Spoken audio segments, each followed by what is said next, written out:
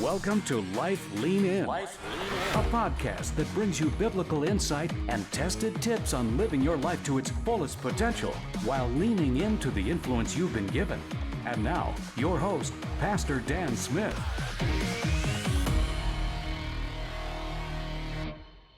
Welcome to Life Lean In. I get to be your host today. I am Kelsey Smith, and I am so excited to be here with not only my husband, Dan Smith, who is your usual host, but also one of our great friends, Pastor John Pomeroy. Hey. Yep. He is with New Anthem Church in Mount Clemens, Michigan. Mount Clemens, Michigan. And so if you're joining us for the first time on Life Lean In, this is an awesome thing we do, well, Pastor Dan does each week, to really just talk about life. Yep. And to help give you those applications that aren't just on a Sunday morning, but that, really speak into leadership. He always says, nobody's perfect. We're all in process. So never stop growing, never stop learning, and keep leaning in. Did I just nail that? Life Lean In. I just Wow. nailed Awesome. that. I Amazing. know. Preach. Awesome. Love it. So today we're going to talk about church planting. I'm surrounded by two of the great church planters of Michigan. The great. Do you guys like that? Apparently. I don't know if The I like goats. that. I don't. Yeah. The The goats. goats. I don't need that kind of Definitely not the pressure. goats. Yeah. But if you have not yet, please subscribe to the YouTube channel. This is also available on Spotify, on Apple Podcasts, and so there's many ways for you to get this information. We also do a weekly email with it in there, so you can subscribe to that too. But we're going to start with a game. Ready? You guys are on the hot seat. Ooh. John is on the hot seat. Oh, you don't have to do No. these? Well, I mean, I can't. I will if I need Oh, okay. to. But John's on the hot seat. There's no right or wrong answer. First thing comes to your mind. Okay. So it's fill What in the style? blank. Fill in the blank. Fill in Oh, the blank. jeez. Oh, no. It's a get okay. to know you, It's right? okay. Yep. I'm ready. Your last meal on earth would be? Something with eggs in it. Oh, Wow. eggs. You're healthy. No. Like no. what? I like the cholesterol part of the egg, not Oh. the healthy part of the egg. I just have a breakfast full addiction. deal. Yeah. Breakfast So addiction. scrambled. Yeah. Yep. Like a. Wow. Yep. I love it. I was not expecting that. I love it. All right. Ready? Yeah. Most famous person you've ever met? Oh, probably. Okay. So, Brian May, which is the guitarist for Queen, Oh, was at one of my gigs one time and got to talk after. That was that's awesome. pretty Very moment. cool. Yeah, and Adele in Chicago. Met her at a jazz club. What? It was crazy. I'm actually very What- jealous of that one. Yeah. What, you Hello. answer. You fill it in. What most famous person you've met? Keith Urban and Nicole Kidman. Standing behind Together? me. Yeah, because I went to college in Nashville. So I was at Starbucks and turned around. I was like, Stop it. It's amazing. I didn't tell you that? Oh, I can tell you, Dan. I You don't- ready? I don't know. Sandy. No. Because I. Sandra Bullock. He made Wow. her coffee when he was working at Starbucks, and she wanted to have Sandy written on She her did. cup. I asked her because Starbucks. You ask what your name is, and we were always told no matter how famous the person that walks in, you ask them her name just like everybody else. And she said her name was Sandy. I wouldn't say she was the most famous person I've ever met. I think John might be the. Oh, wow. Wow. There you go. It's All right, moving on. Low hanging fruit there. Oh, come on. Favorite TV series of all time? The Office. Oh, For nice. sure. Absolutely. Okay. It's a masterpiece. Confession: I've never really watched it. Man, Maybe 1 or 2 episodes. we're gonna pray for your salvation I know. later. I know. Kelsey's not- favorite is. No, I was gonna say next question. Friends, love it or hate it? I mean, I'm in the mid. Hold on. I'm in the middle. I'm like, Okay. I'm indifferent. I've seen. That I might think be the whole worse. thing. I know, right? You just don't care. I just don't. I don't care. I could live or die. So I've seen the whole thing. Okay. And I have a couple of favorite episodes. I have a couple favorite character moments. But overall, it's not really strong TV in my opinion. But I feel the same way about Seinfeld. Oh, I don't like Seinfeld. Okay, good. I don't. I probably would have gone Seinfeld before Friends, but Oh, we're gonna move on. Yeah. it's fine. It's, All right. it's my age. I'm older. That's true. You are older. Okay, if you weren't Mash. Come on, Mash. Mash. Oh my gosh, this is terrible. All right, if I wasn't in full-time ministry, I would be. Oh, I don't. Probably dead somewhere. Oh, I'm just gosh. kidding. I would be. Oh man, I really don't know. Probably doing something like entrepreneurial because I love I have side businesses right now and I love just like dabbling in that for fun. So Yeah. I'd probably just go all in with that. And I thought you would say you'd be a performing artist. see, I already did that, and Oh. it's And so you're Fair done. trust. I'm done with that. Yeah. Kelsey wanted to be Britney Spears. Free Britney. In her early days. Then she shaved her head, and I was like, Hashtag why did free you do Britney. this to me? Yeah. That was my goal. So you didn't though. want it wasn't that phase that you wanted to be No, like her. no. Okay, Yeah. good. Yeah, that's good. All right, your favorite thing about Michigan is? Oh man. Right now all the golf courses for sure. Other than that, the people. I love Michigan people because they're not easy. They have an It's true. icy, Yeah. cold exterior, true. Yep. but when you break through that, they're more loyal than any other people I've met in any other state. Yeah. That is so true. That's very Yeah. accurate. Mhm. Yeah. I always said going to school in Nashville, everyone was so nice. Yeah. You know, it's that like, bless her heart, Mhm. but she's as dumb as a box of rocks. You know, and it sounds so nice, but then you're like, But it can also Yeah. be fake. Right. Yeah. You know, it can kind of be Culture having a mask driven. on. but yeah. even like being a northerner in school there, they were like, ooh, you're like really sarcastic Yeah. and kind of like yeah. rough. Yep. But that is true once you get through Kind of that break through it. exterior. Anytime I go to North Carolina, I am the rudest person in North Carolina. Yep. So my wife and I I just kind of accept it. We're just like, okay. We're just gonna We own wear it. the hat. We're like, all right. We're not even gonna try to be nice to anyone. I'm not even gonna So try. Yeah. That's good. Yeah. I love it. All right. Dan, Favorite pick golf this- course. Oh. Wait, that's a favorite good golf one. course. Favorite golf course so far, Arcadia Bluffs in Arcadia, Michigan, blew my Haven't played it mind. yet. I want to play it. Incredible. I gotta Took my play it. breath away. Yeah. I cried a little bit on Where the is I've that? been inside. there. Yeah. Arcadia, Michigan. It's kind of near Frankfurt. It's like south of Okay. Frankfurt, north of Manistee. I mean, it's gorgeous. Mm-hmm. Yeah. Yeah. I mean, we drove by it once. We sat and watched. My brother and I. Yeah, it's beautiful. I'd love Yeah. to play there. It's incredible. I don't actually know if I'd like to play there or not. Oh, you would. It's Okay. so fun. Yep. All right. Best era of music is. Oh, I don't know. You kind of have to say 80s. Yeah, let's just say 80s. Okay. Who's your favorite artist? of all time? Mhm. I just threw that one. In there. I don't Bonus. have a favorite artist. I have a favorite artist in different genres of music. Okay. Favorite artist of the 80s. Oh, of the 80s? Probably it's pretty close between I don't know. I really don't know. I'm really That's It's throwing hard. like them that's it. I out. don't so I don't have a favorite in eras, just Okay. genres. So I have favorite like rock artists, country artists, R&B, like Ooh, It's- who's your favorite country It's artist? hold on. No, I want to know this. It's interesting that you said 80s because I just signed up for a satellite radio, Sirius radio, Mhm. and one of my what do you call those buttons? In the 80s, your the presets. quick button preset is 90s on 9, but now I'm gonna have to go check out 80s on 8 Got because to. of what you just said. So Yeah. I'm gonna have to go back. quick 'Cause quick that was my question for era. you though. Yeah. You know that like Spotify Yes. and Apple Music. So what satellite Screwed radio? that on. Yeah, what Thank you. That's So- a great question. This is not supposed to got be in the my car question. and So here, Dan so said I did something. And I pointed was at it. given a free car by my mother. Praise God, it's a free car and it had like 20,000 miles on it. To keep a Wow. long story short, it doesn't connect well. To your So phone. it's a little bit what's the word for it? It's just glitchy. yeah, I mean it just drives me nuts. Gotcha. So trying to get my phone connected, not connected, I'm just like, man, I just want to listen to the radio and not worry about driving off the road trying to connect my phone. that makes Yeah. sense. So That makes sense. This next but one I is- used to. You used to. That's true. Yeah. This next one Spotify all the is way. perfect with what we were talking about earlier. Okay. So you can elaborate because I think I love your story. My favorite hobby is My favorite hobby is golf for sure. Because I've only been golfing for a year this month. But before that, I had no hobbies. My hobbies was working on reading the Bible, working on sermons. That was just Yeah. my hobby. And it wasn't healthy at all. So my wife greatly appreciates my new hobby. love that. That's great. Yeah, she loves it. She's a huge fan of it, not for herself, but for me. And it's been great. It's been awesome. I love it. And I'm completely obsessed with it. love that. Yeah. Kelsey's Love that. better than I. I am. So if we go golfing together and we do a scramble, Yeah. she hits it straight and I hit it far, but really out of bounds, and I lose my balls. So Mhm. We're a good team. I can make a couple putts now Yeah. and then, so it's good. Nice. Chipping. Chipping. I'm Yeah. a terrible chipper.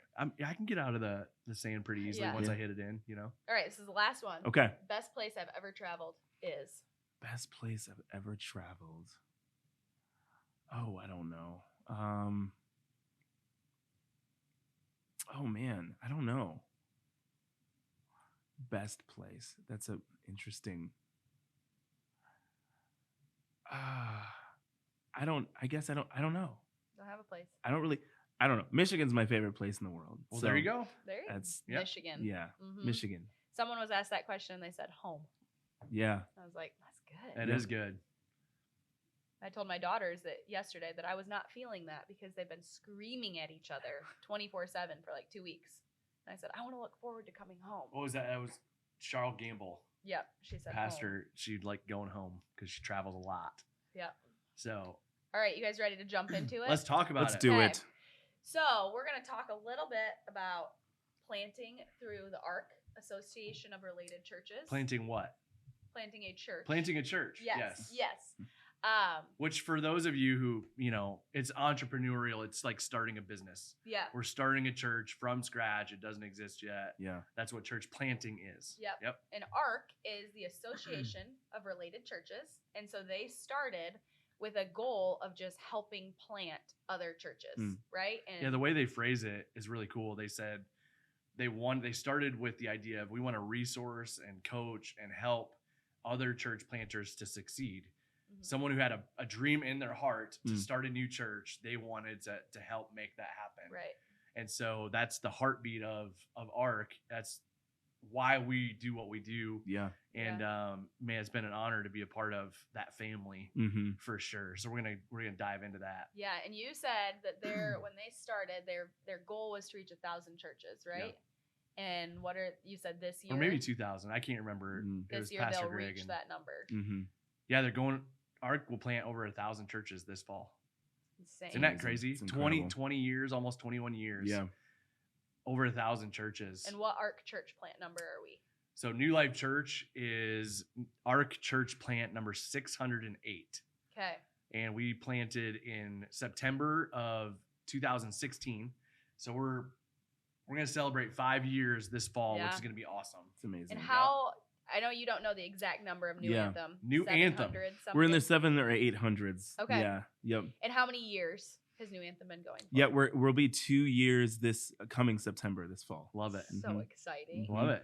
Okay, so what for both of you has been the best thing about planting with ARC? We'll start with you, Dan. You can go first. I mean, I think that's tough. That's a tough thing. You can give one or two. I think the biggest thing for me was when I started looking at planting a church. I think so much of my life has been about looking for the right people to pour into my life Mm. so that whatever comes out of it will be successful.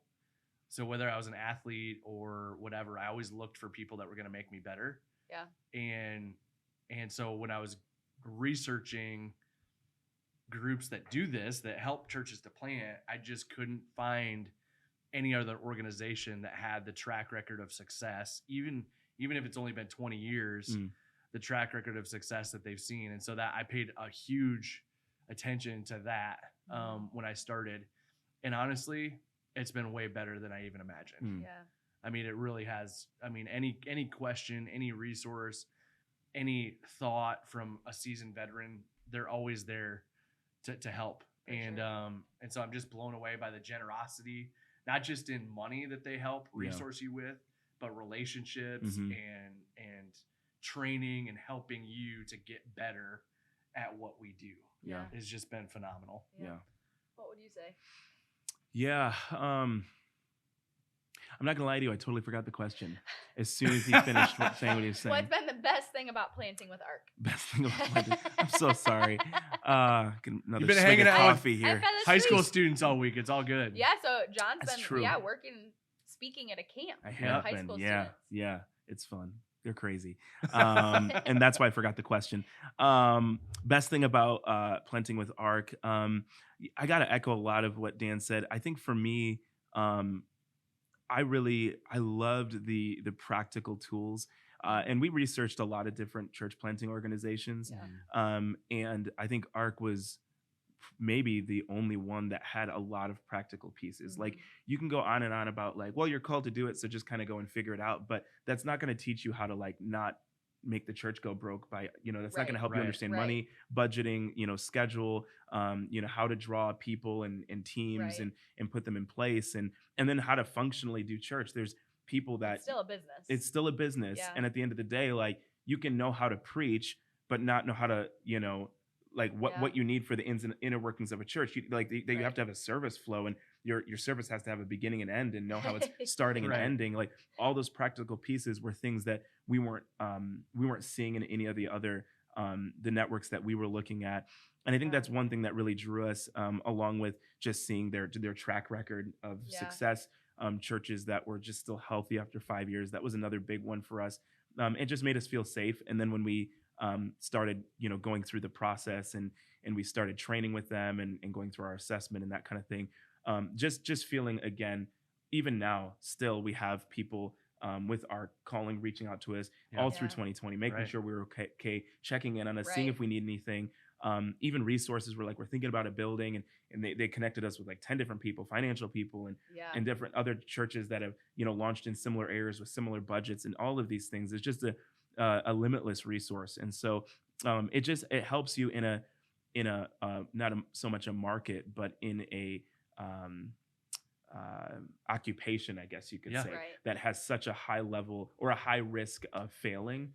That Yeah, it's feeling of second- safety Yeah. is huge. That kind of, it's not so much a safety net, but it's just a sense that you're not alone, and having so many other people and pastors behind you. Yeah. Well, and I think resourcing is huge.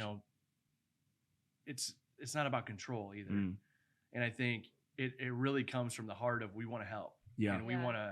want to be a blessing. We don't want to just build what we've built. We want to help others to build what God's called them to build.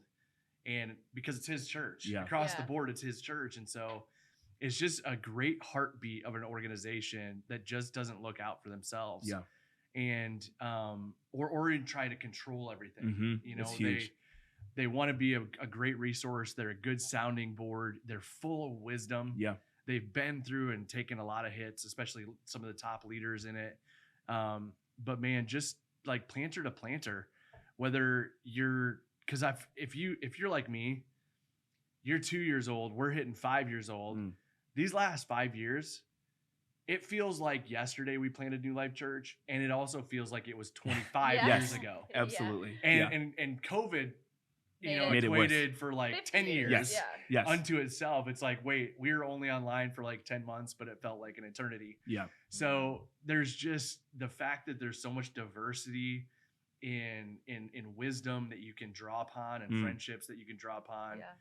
You just can't beat it. Yeah. And it's not about control. Like you can reach out and ask a question and not feel like, oh, hey, you little idiot, you don't Yeah. know what you're doing. Mm. No, it's like bring it on. Yeah. Mhm. We've been there. Mhm. Here's what we found. Yeah, works. exactly. Yeah. It's refreshing. It is. Yeah. So what has been the biggest surprise to you in leading a church in these past 2 years? Oh man. I think the biggest surprise, other than 2020, Just in general. yeah, just in general, has been the people. I think the biggest surprise has been the biggest joy for me. The biggest joy by far is the people. The biggest surprise has been the people, and Yeah. and I mean that in kind of two ways. One, seeing people that maybe I didn't even really expect step up, grow in their leadership. We have, I think, two individuals now getting their pastoral degree. One's getting a master's in theology, wants to be a pastor at our church, and Yeah. he's works Wow. full time, and he's volunteering at a high level, and he's on our board right now too. And just, we've asked for none of it. We're not really saying, hey, other than, we want you to grow, we want to give you opportunities. We Yeah. haven't dangled any carrots. So just to see that, there's so many people that have it's been really surprising to Yeah. see. And then there's other people that were, just as surprising we think are going to be there with us are going to be the ones like Yeah. maybe they'll be leading this church someday, maybe they'll be Yeah. and that bail or get mad because of Mhm. something I said or preached or a decision that leadership made, and then they're just gone, they're out, or Yep. I'm gonna Wait, go to that this other happens to you church now. too? Yeah. Oh, okay. Yeah. I thought Yeah, so it was just we thought we were the only ones. yeah. Yep. People It's didn't going like around. People didn't like what I said or what I did Yeah. or the decisions we made or whatever. But I love the idea of, Dan, even when we started New Life, he said, I've been taught that you'll be shocked by who doesn't come and you'll be shocked by who does. Yep. And so and the same with giving or Well, like contributing to right. But the just mission. the flip side of Absolutely. being able, I heard recently that church hurt flows both ways. Mm. A lot of times you have people looking for a church that say I have church hurt. Yeah. But I think people don't see the other end of the leaders Yeah. who also still work in church and have church hurt. Mm. Yeah. But being able to flip it and to see those people who have grown and who are, they always say, like in conferences, like if you're looking for someone for this role, like stop looking outside of your church. Maybe there's someone you're overlooking that's right in the front row, like hungry for more. Yeah. And so we've been talking a lot about just like the people that have surprised us that have said like, I want to go into ministry, Yeah. like It's awesome. what a beautiful thing. Right. Yeah. The people under your care, God would then call into what you do. Yeah. Right. To me, it's the greatest gift Yeah. of Yeah. a leader that a leader can have. And it can go both ways. I mean, I know I used to look at, my athletic career and think, okay, I played for a great coach, Coach Mac Brown, but man, Coach Mac Brown recruited all these great coaches that became head coaches. Mm. Yeah. And he sent them, like he said, good, let's go for it. Yeah. Do it. And then there's other church leaders that don't have that same position, Yeah. that want to keep their pedestal, or whatever. And so, Yeah. but it's a hard dynamic.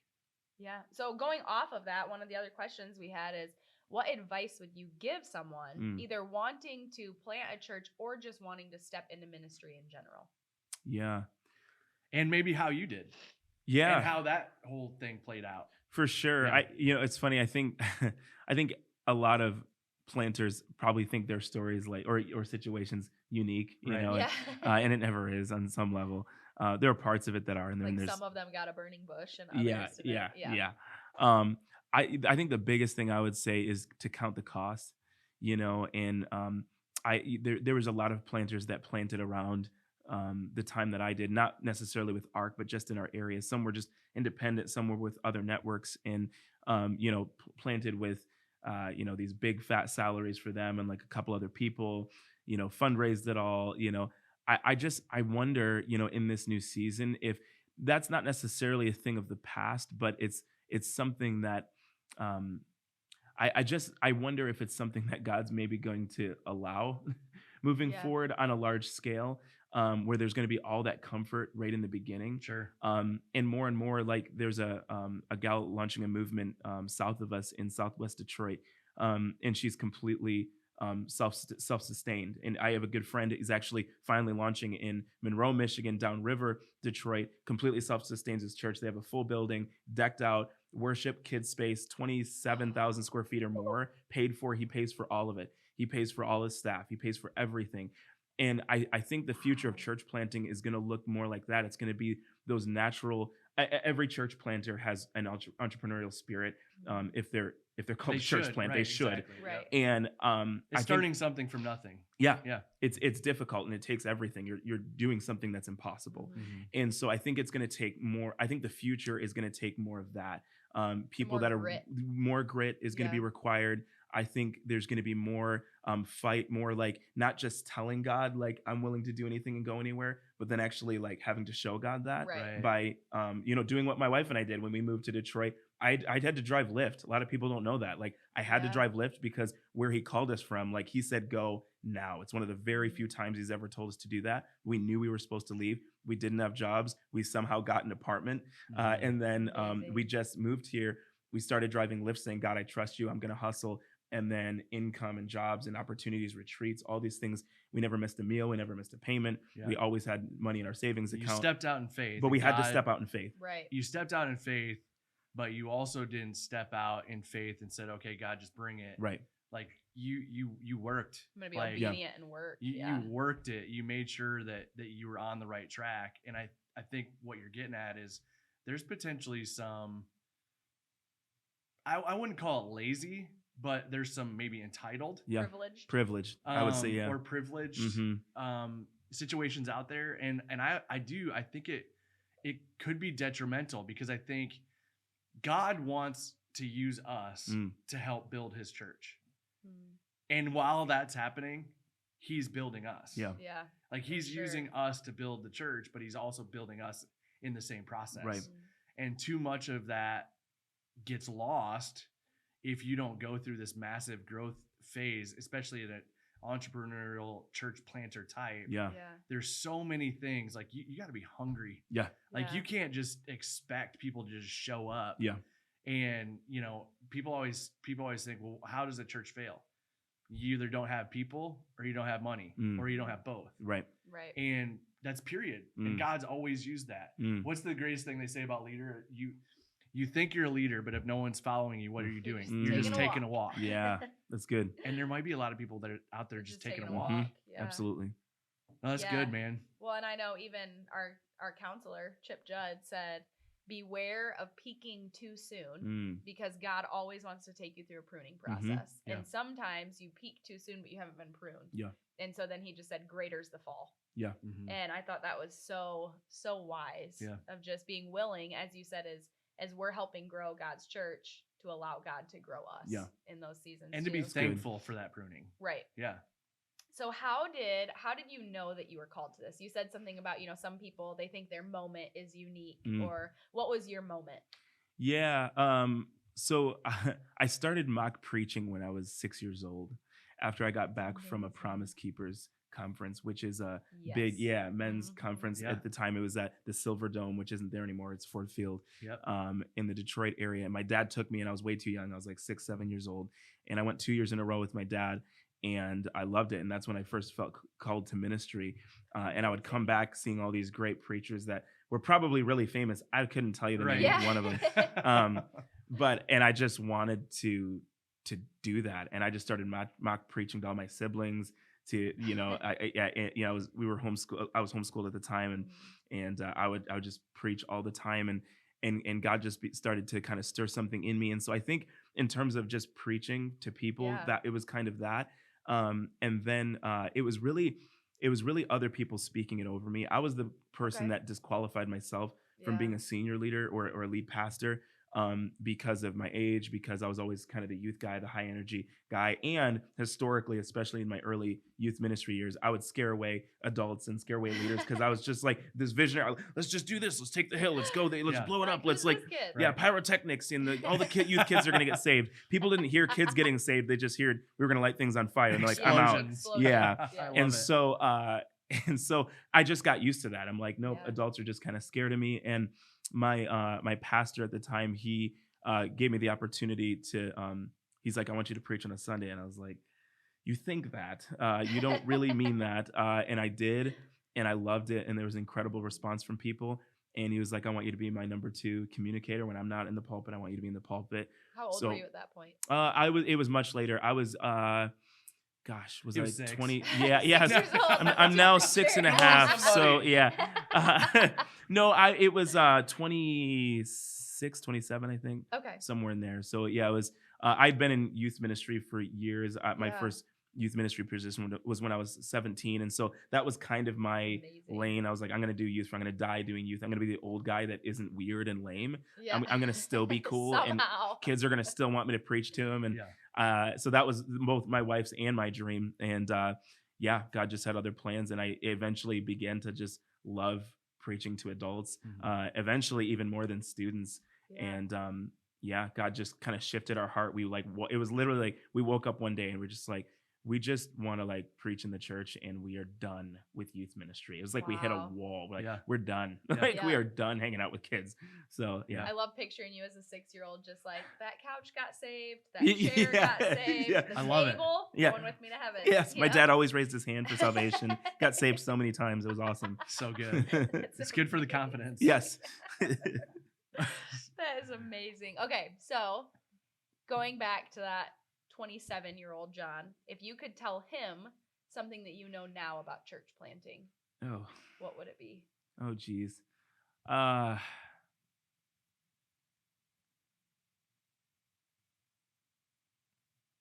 How about a different Yeah. side? So let's say we entered into doing this with Yeah. some semblance of like, I know where I'm good.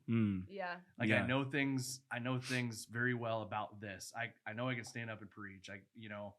Or maybe we think we can. But what is it that just like was just so uncomfortable for you, or you just you got into this and you're like, man, I had no idea. Yeah. Something you didn't know.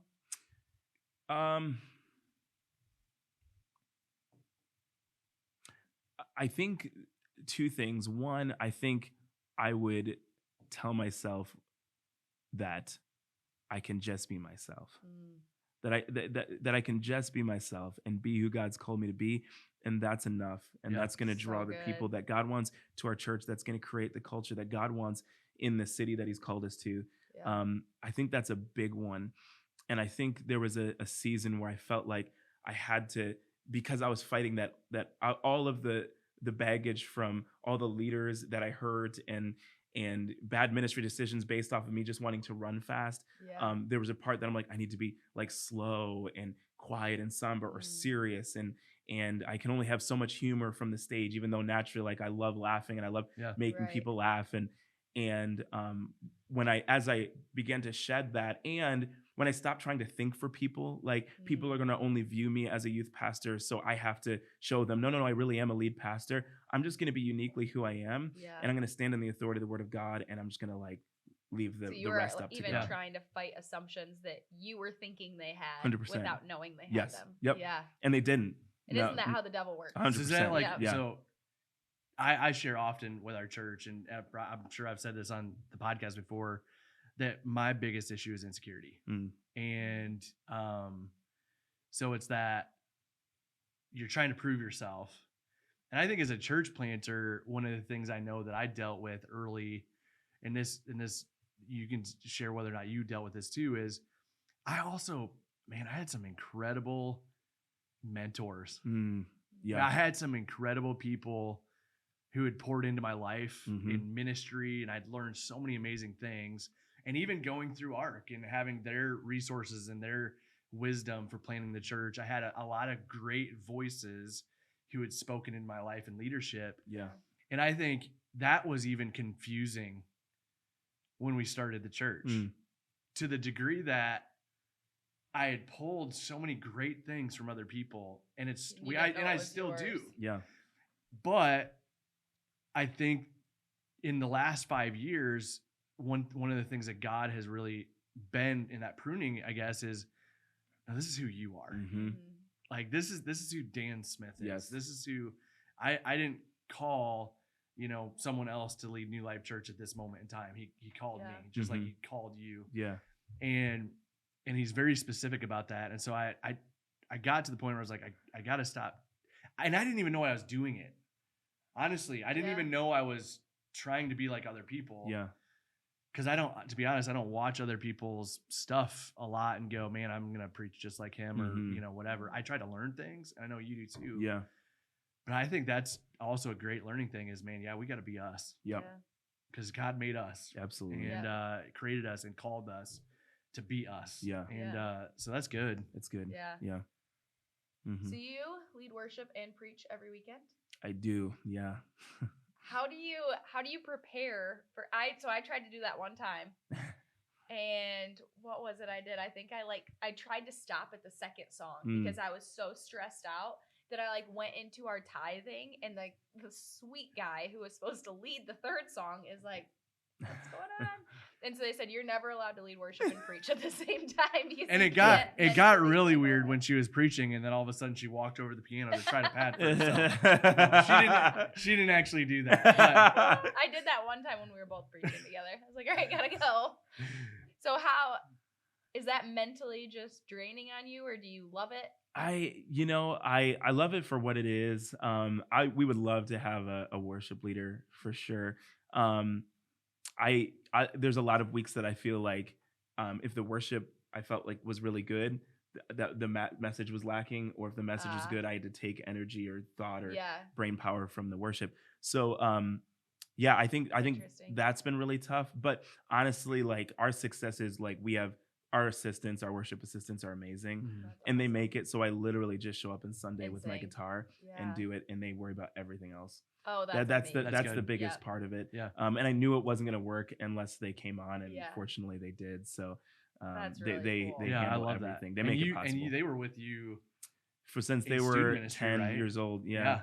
Yeah. hmm That's awesome. Yeah, I've been mentoring them since they were 10. Came up in my youth group. They were interns for me in the youth group, and now they're all we have two getting ministry degrees right now. That's awesome. Online, and they work at our church part-time. That's amazing. How old are they now? 19, 20, and then one is 23. That's and she was with me amazing. since she was 16. I love Yeah, that. yeah. So cool. And we've seen a ton of that too. Like Yeah. Kelsey used to be a middle school choir teacher. Yep. So we have a ton of our people that are still in the band and singing Mm-hmm. and Our worship assistant was in my first ever 7th grade choir It's class. amazing. Mhm. Yeah. And now she nannies our kids. Yes. And is the worship runs assistant. love it. everything. Yeah, I love mean, it. Yeah. basically runs worship. Yeah. Yeah. So, and even like our front line of most of the singers. I remember when I was a middle school teacher and Dan was like, I think, like, I want you to pray about being the worship director. And I remember saying to God, like, but I don't know where my team is. Mm. Because I had led at other churches in Mhm. the area. And I'm like, well, I'm not taking people from those teams. Like, that's not how we're going to do this. Mhm. And so I remember saying, like, God, I don't know where my team is. And I love just picturing him looking down at that middle school choir class Wow. and saying, they're right here. Wow. But also- like, Incredible. look no further. Yes. Well, and even talk These about weird little 7th graders. Yep. Yes, yes. yeah.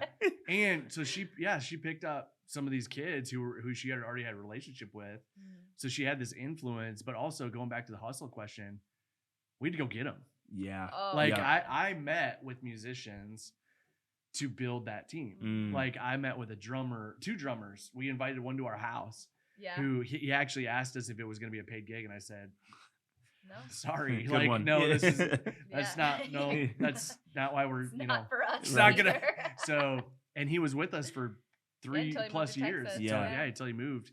But that's that hustle thing is like, if Mm. you don't have it, you got to build it. Yeah. Right. You can't just expect it to happen. You Right. can't just expect it to grow. You got to go do it. Absolutely. And so Absolutely. It's What great. has been, you mentioned 2020. You just can't quite get away from it. Mm. What has been your biggest takeaway in leading through a pandemic? The biggest takeaway. Oh man. Yeah, I think the biggest takeaway for me as a leader, I guess I'll just speak for myself Yeah. as a leader, was just the importance of rhythms and what's the word? Just spiritual disciplines. Yeah. Yeah. Like a schedule. Yeah, I think that's the biggest thing because of how crazy everything was. You didn't even feel guilty to be out of sync, out of rhythm, not Right. sticking to any kind of and with it, where I struggled and my wife and I struggled the most spiritually came from that, just not being Mhm.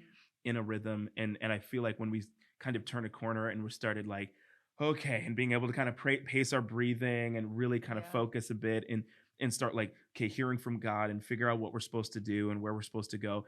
It was when we realized that and we kind of course corrected Yeah. and changed up those rhythms. But just the importance of it that, there was points where where we're looking at, things burning and people freaking out. I had COVID really early. Yeah. I thought I was going to die. Right.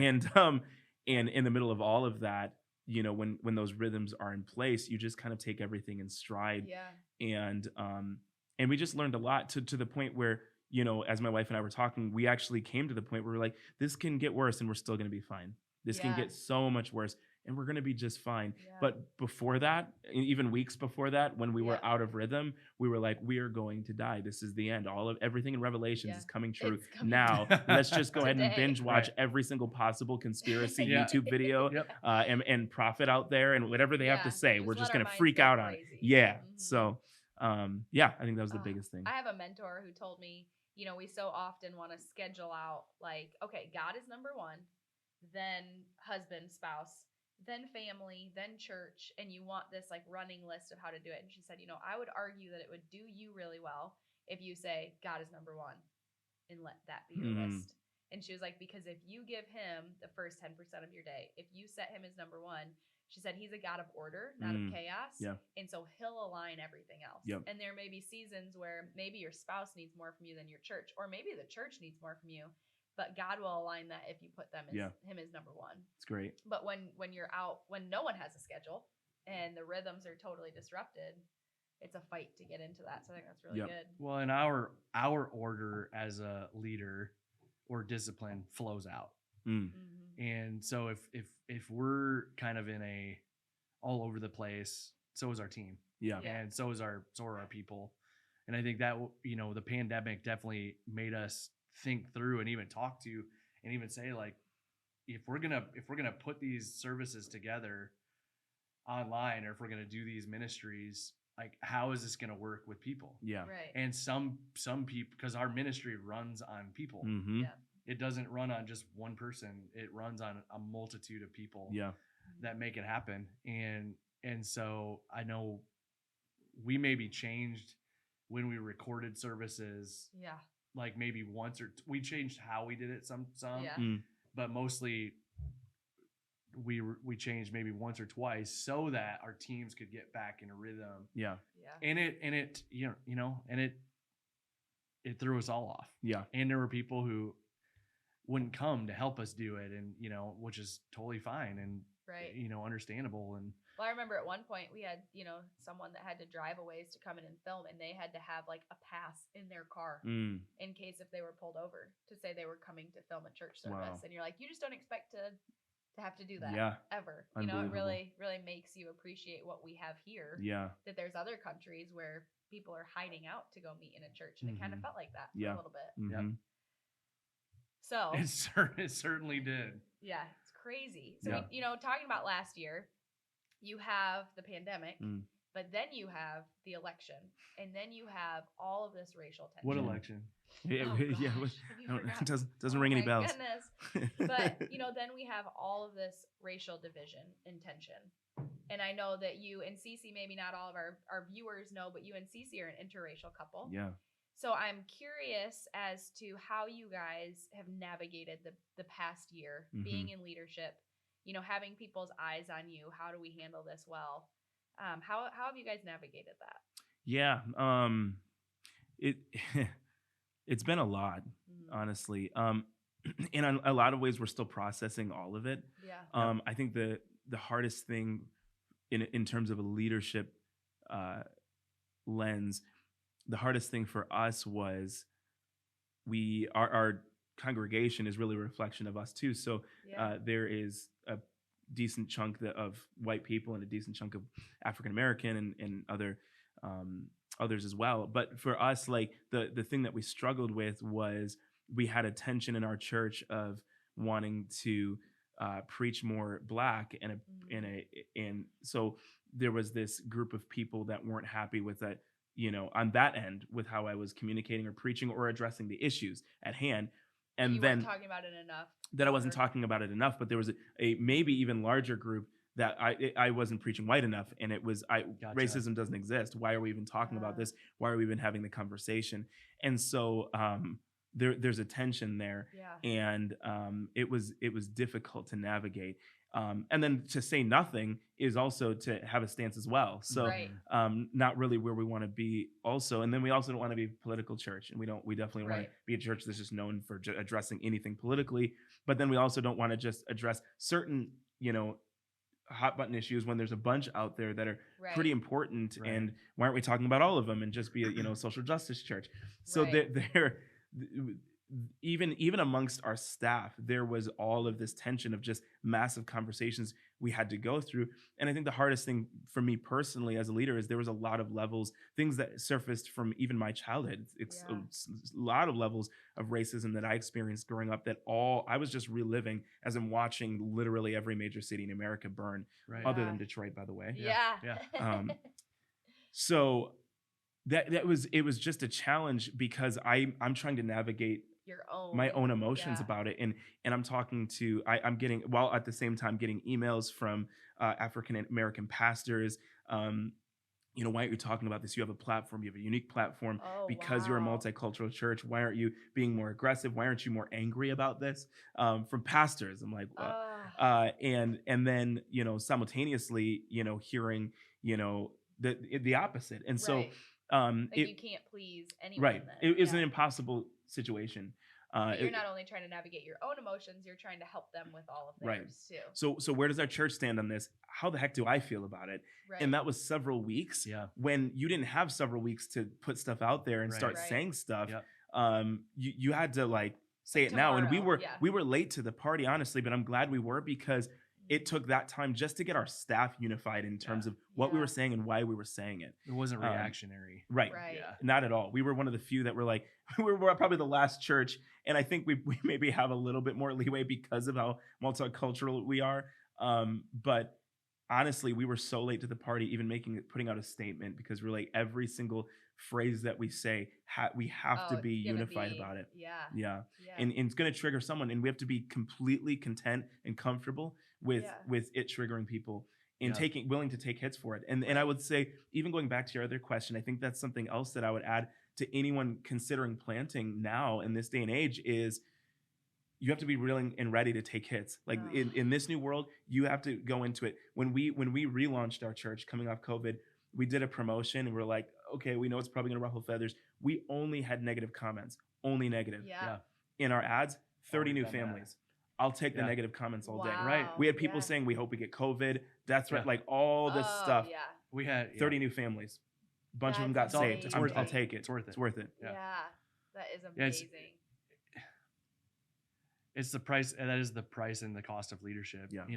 Is not everyone's always going to be happy with it, and we're not perfect. Like we share that all the time. We're not perfect. We're going to miss it from time to time, and we're going to make the wrong decisions. Or I'm going to say the dumbest thing. This morning, I said the dumbest thing to my wife. I need forgiveness just as much as everybody else We does. had a friend who sent us a meme that said, if you want people to like you, don't be a leader, sell ice cream. And Dan was like, amen, but I bet Kelsey would rather sell ice cream. I was like, someday. Well, and I think also when I'm learning, coming back to that whole like you be you thing and be comfortable with who you are is one. My goal, and I believe this is your goal too, is my goal is to be faithful to God first. That's it. And to be faithful to his word above anything else, above what the news is saying, what the culture is saying, what the hot button topic of today is or tomorrow is to be faithful to the word of God and to God himself. And so that, I guess, grounds us even in the midst of some of the chaos if we stay there. And it's hard not to be swayed by the crowd and yelling this way or that way. But I even know, coming back to like being you, like we have this phrase that kind of guides the kind of church we want to be and the things that we do. And one of the things up there is diverse.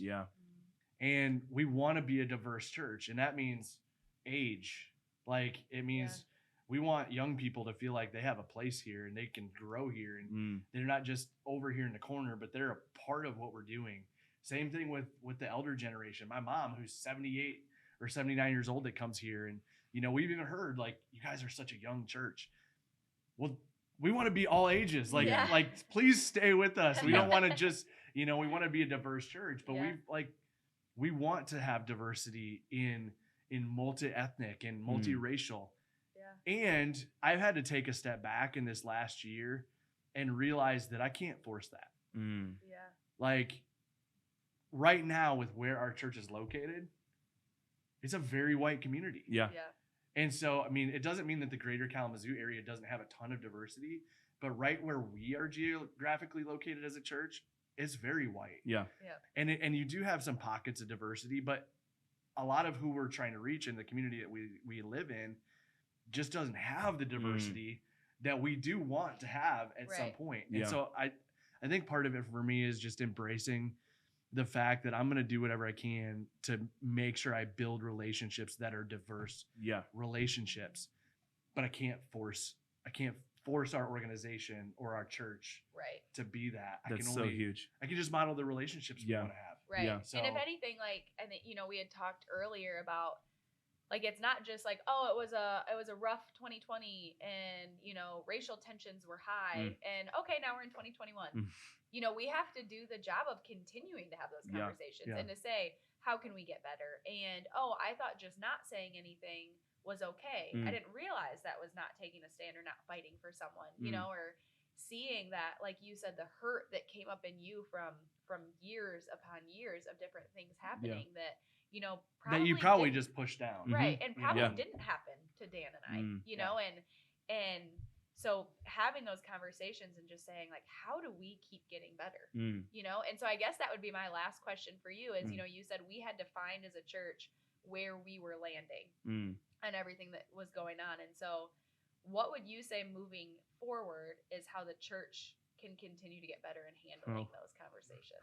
Sorry, I didn't prep you with that. No, that's okay. That's a big question. That is a big question. A couple of things, and I'll try not to preach.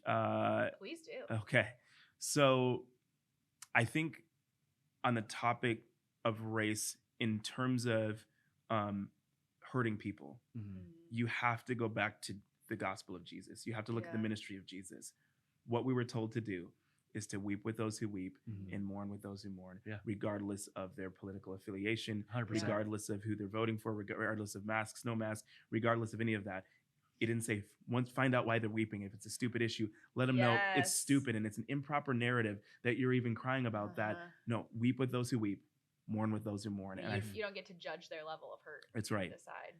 And there's so many at large in the evangelical church that missed that part of it, and that was really sad for me to see. So I think I'd start there. There were several, and really where I got heated up, honestly, was seeing a lot of the really famous conservative political commentators claim to be Christians and would talk about these different hurts, pains that people had, and legitimately say, I feel no emotion. I don't feel sorry for them. They're stupid because of the narrative.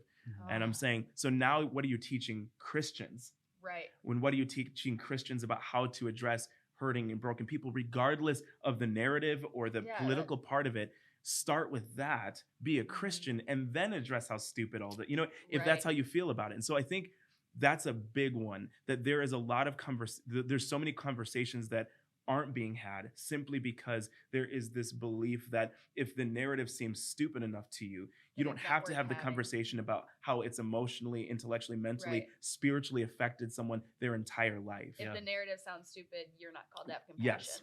So I think that's a big one. And that is where the second one is this. The civil rights movement started in the church. Yeah, 100%. Yeah, and sure. So it was a church movement. And people would also say that slavery could have started. That's true. Yeah. That's true. Now, to me, I guess I start with the idea that one of the things that's frustrated me about church from the beginning, and even part of the reason of why we started a church, one of our angsts, because every church planter has angsts, which is what drove them to plant a church, is that they're always the last to the party. Technologically, with websites, apps, you name it, live streaming, they're always the world starts influencing people, usually with a greater negative side of it, and then they're like, oh, I guess we can have an influence this way. This is no different. The world was there first, and the church had no hand in it, had no voice, had no influence in it. They were late to the party. And then the ones that we're trying to speak to it, of course, was the more progressive hipster churches or whatever that were just wanting to. We should have already been in that space. We should have already been there speaking the life of Jesus, speaking the gospel. And that's all you need to. You don't need to get political. As a church, we shouldn't be. All we need to do is go into every single highway, byway, where there's hurt, where there's pain, where there's any amount of people hurting or not, with the good news of the gospel. And the gospel will do all the rest. We don't have to do anything else. And so for me, I think it's been sad for me to that's been the biggest thing that's been hard for me to see, is just people, if it's remotely laden with anything political, they're just nope, and they go back to the narrative. And I'm like, but they're people. We're called to love them. That's what Jesus did. And you're saying, right, I'm gonna love them like Jesus once they start voting like me. And we're missing it. And so I think that's where I get really fired up. I think that's the biggest stance that we've taken. It's not about black and white. It's about, if we're Christians, what we're celebrating is the red blood shed of Jesus Christ on Calvary. Yeah. That's the unifying factor that's unifying all of it. God calls us all to be reconciled. God's drawing every single one of us, and that we're all image bearers of God.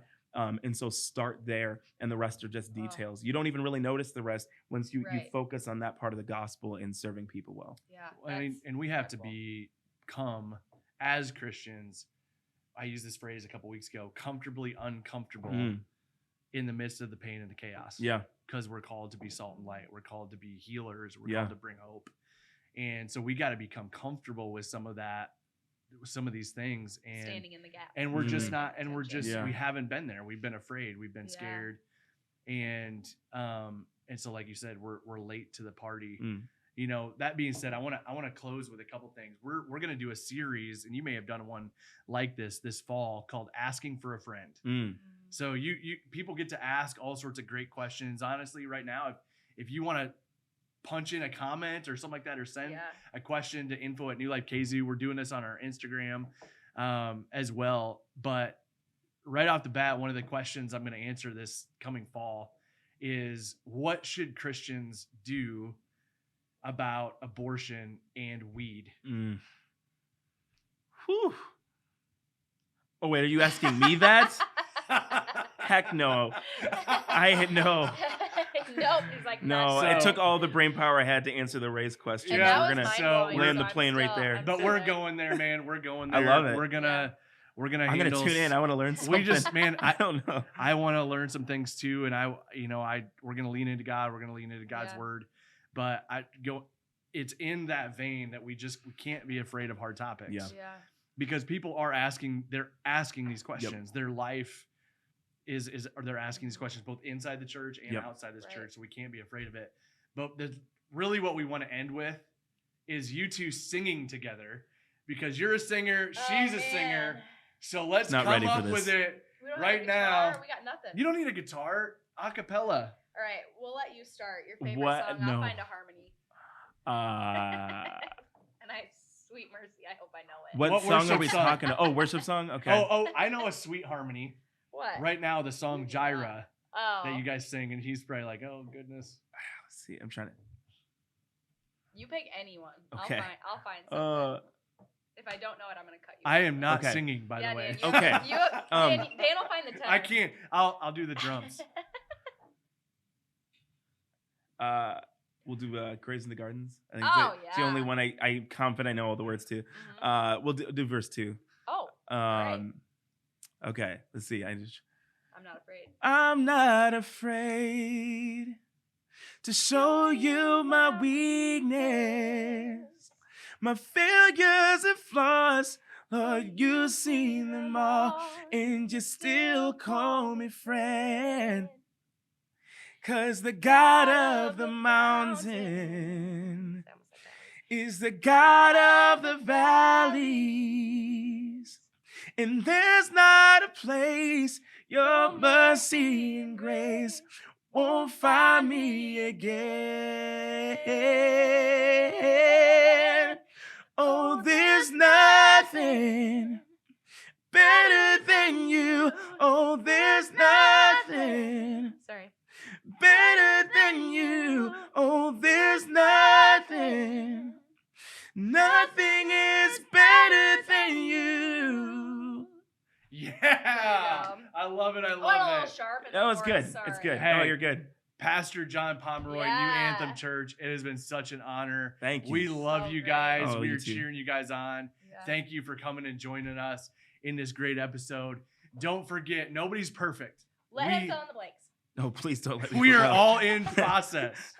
So never stop learning. Yes. Never stop growing, and keep leaning in.